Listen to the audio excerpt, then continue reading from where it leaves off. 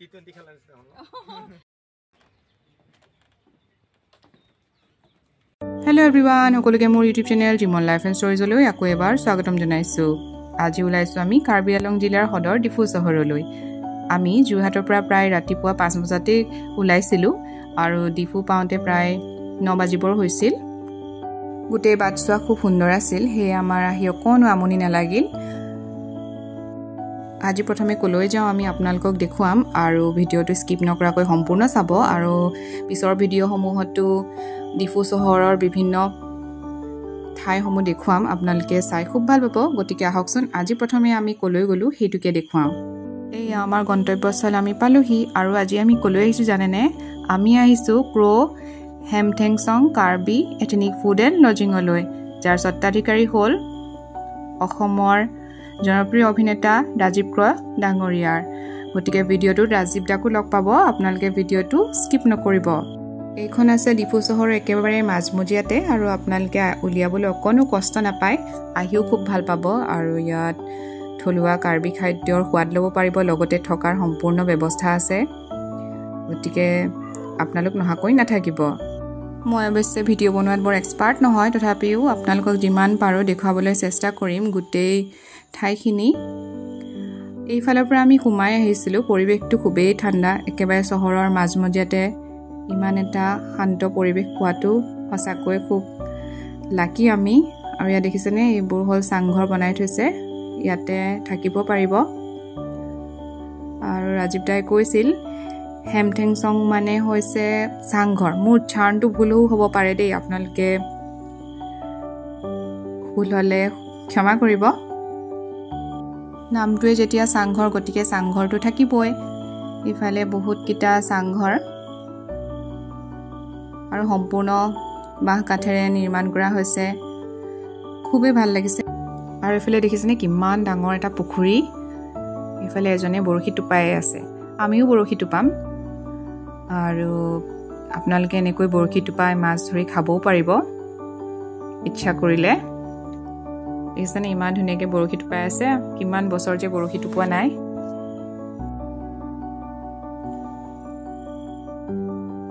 এইটো দেখিছেনে, এইটো ঘৰত সুন্দৰকৈ বহি খোৱাৰ ব্যৱস্থা আছে, আপোনালোকে ইয়াতো বহি খাব পাৰিব। গোটেই ঘৰটো বাঁহেৰে নিৰ্মিত, ইমান সুন্দৰকৈ সজাই থৈছে, দেখিয়ে ভাল লাগিছে। সকলোবোৰেই বাঁহৰ।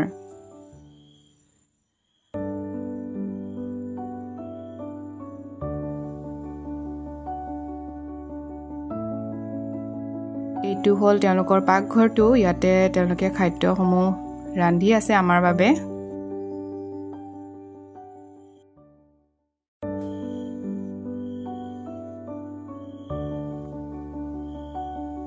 আৰু এই সেউজীয়াখিনি দেখিছেনে, এইখিনি হ'ল দাদাই বতৰৰ সকলো পাচলি ইয়াতে খেতি কৰে আৰু আজি আমি এই বাৰীৰ পাচলিৰে এসাঁজ খাম, সম্পূৰ্ণ অৰ্গেনিক।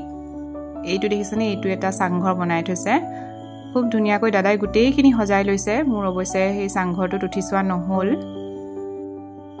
সন্মুখত পুখুৰী, এইফালে পাচলি বাৰী, এইটো দেখিছেনে পুখুৰীটো, আৰু দাদাই টাব ফুল বিভিন্ন ধৰণেৰে সজাইছে। আৰু এইটো এটা মুকলি ঘৰ বনাই থৈছে মাজতে, পুখুৰীৰ পাৰতে, ইয়াতে বহি খাব পাৰে, আড্ডা মাৰিব পাৰে। আমি ইয়াতেই বহি থাকিলোঁ কাৰণ ইয়াত বৰ ঠাণ্ডা হৈ আছিল পৰিৱেশটো, ফেনৰ প্ৰয়োজনেই হোৱা নাছিল।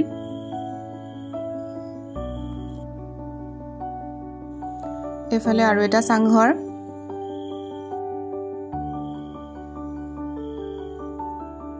ইয়াতো সম্পূৰ্ণ ব্যৱস্থা আছে, থাকিবলৈ সকলো সুবিধাই আছে। আৰু চাংঘৰটো দেখি মোৰ এইবাৰ হ'লে উঠি চাবলৈ অকণমান মন গ'ল, সেয়ে উঠি চাই আহিলোঁ।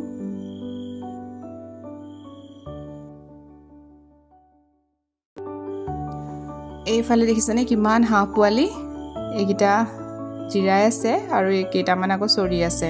অৱশ্যে হাঁহ বহুতকেইটা দেখিলোঁ পুখুৰীৰ মাজত, কুকুৰাও আছে, ইচ্ছা কৰিলে খাব পাৰিব দেই, কুকুৰা খাই নে হাঁহ খায়। এইফালে বাইক ৰাইডাৰ্ছৰ পাৰ্টি এটা, তেওঁলোক যোৱাকালি আহিছিল, এতিয়া ওলাই গৈছে।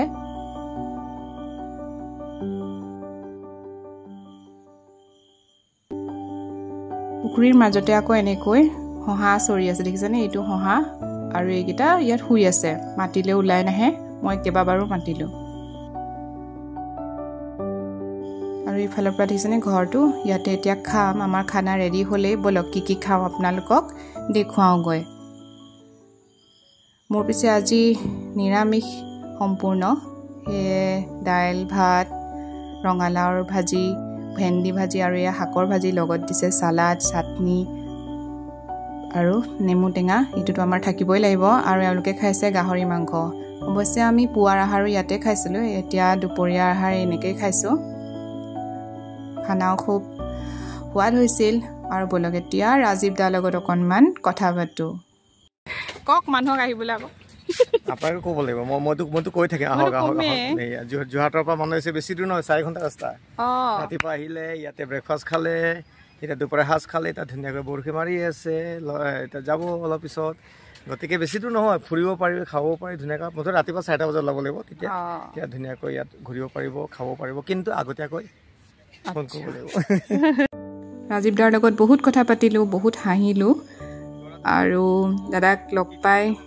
বহুত দিনৰ চিনাকি যেনি লাগিল অৱশ্যে বহুত দিনৰে চিনাকি নহয়নে বাৰু টিভিটো দেখিয়ে থাকোঁ গতিকে বহুত ভাল লাগিল আৰু আপোনালোকো ইচ্ছা কৰিলে ইয়ালৈ আহিব পাৰে দাদাৰ ফোন নম্বৰটো ডেছক্ৰিপশ্যনত দিয়া থাকিব আপোনালোকে যোগাযোগ কৰি ল'ব দাদাই নিজেই কথা পাতে যিহেতু